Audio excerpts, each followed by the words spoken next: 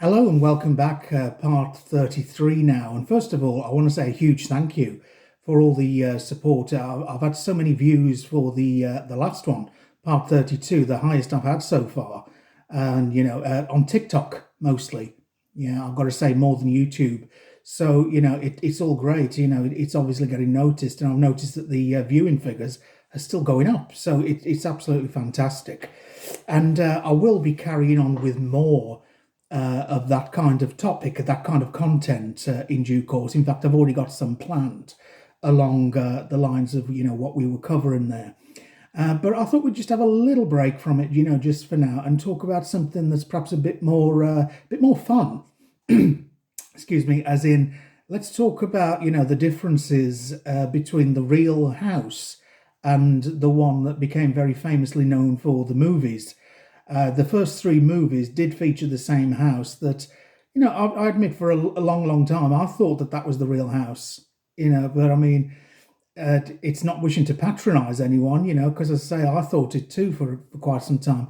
Some people don't realize, that was a house a long way away. It was in New Jersey, Toms River, and it was a house that was found that it kind of fitted the bill because it was near the water and it had a boathouse. But the house that we saw sadly didn't really exist as such. Yeah, I mean, what we saw there was a huge facade built around an existing house that kind of looked similar, not exactly the same as the real one on Ocean Avenue, not exactly the same, but it seemed to fit the bill. Now, in the last little video that I put out, just a little fun one, what you actually saw there was my fabulous little model. Can we see that in the light there? Can we see that pretty well? Yeah. Now, this is more what we're familiar with. Yeah, that this is kind of what we tend to think of. Yeah, and just to briefly mention, this particular model was a gift from a fabulous couple in Australia, Joy and Luke Horder, and you can purchase their artwork like this. Their Facebook name is 13 Horror Lane. Yeah, and it's not just Amityville, they do all the horror models and they do some exquisite work. Yeah, so please do give them a look. In actual fact, it's one of their models that is on the cover of Pure Observation. Yeah, it just seemed to work better, in the way that they said, yeah, use it. Yeah, so it made things less of an issue for me, worked out well for them. Yeah, and bless them, I was given this as a gift, which does generally hang in pride of place on my wall. Yeah, so just wanted to point that out there. Yeah. Now, as regards to, as we say, that the differences in the real house and the movie house, we'd be looking at the real one having less land than we would imagine from watching the movies, because the movie house suggests that there's quite a lot of space around it, but the real one is actually quite close to the neighbours, much closer than we would think. It's certainly not set back and secluded as many would seem to think. It just isn't. And I feel that one of the things that it always made it more notable and kind of really caught people's attention was because it was just a normal house, a big, desirable house, yeah, but not some kind of Gothic mansion or castle that people around that time, tended to think, well, that's what a haunted house is or a haunted castle or something like that. We don't expect it to be, kind of a suburban residence, and so that's kind of what really kind of put it on the map as, something that's now associated with horror. And it is kind of unfortunate for a lot of people who, do live in similar looking houses. It is quite sad for them. Maybe some of them like it, but it's kind of a style of a house that's very popular in America. There are many houses of a similar style, similar structure, that would have just been considered normal until that time, but then suddenly, we get this, story concept and the movies and everything, and suddenly everyone's thinking, oh, that looks like the Amityville Horror House.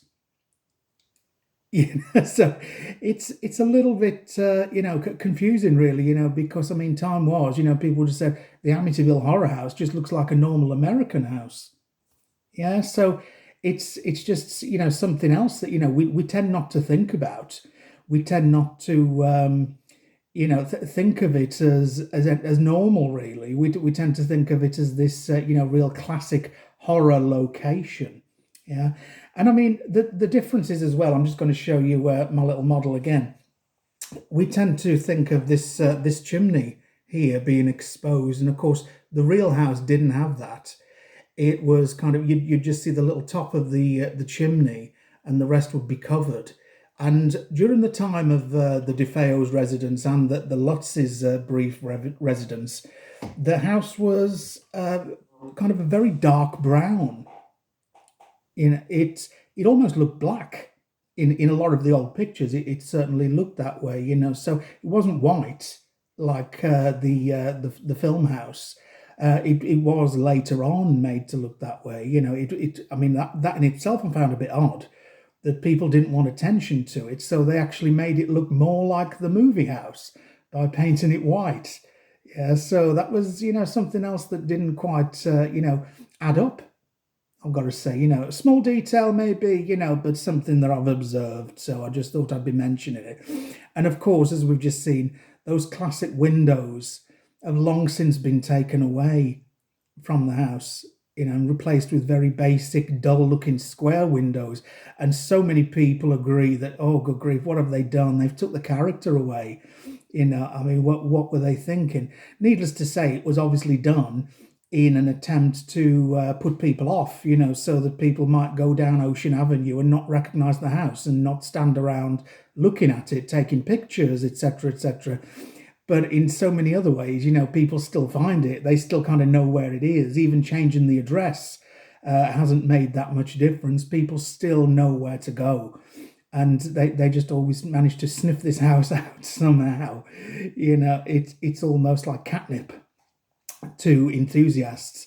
It just somehow is.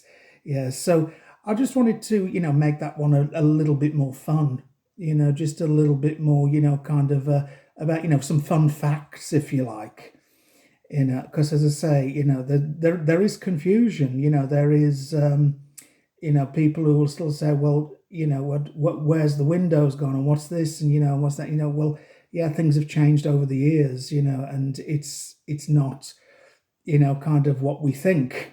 Yeah, and in so many ways, if you weren't looking for it, you might just walk past or drive past and think, it's just an ordinary house that you wouldn't really take much notice of, necessarily. So yeah, I feel that we've covered a fair bit there. Just a little breather from everything else there. Just a little something different, and just wanting to really establish that what we may have become familiar with through Hollywood. Sadly, it was never really a real house. It was just a big box built around an existing house. Sad, really, isn't it? In fact, in the third Amityville 3D, there is a tiny, tiny clip where you can just about see that the one of the famous windows is not quite right. It's as though that perhaps they didn't have time to build the whole facade around it on that occasion. Yeah, so but it's you've got to look very carefully. Like like nutters like me would. Yeah. The other thing that I would mention as well, that some people don't seem to realize is that the iconic famous windows on the real house were only ever on one side. With the movie house, they were on both sides, of course. Yeah, but not with the real one. They never were. Yeah, the other side that was closer to the river was actually just one sort of, I suppose we could say an arch, a long arch. I don't know what we call it really, yeah. But yeah, we didn't get that on both sides with the real one.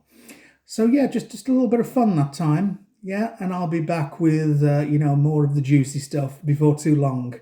Okay, thank you for everything. Thank you for all the support. Take care. Be back soon. Many blessings.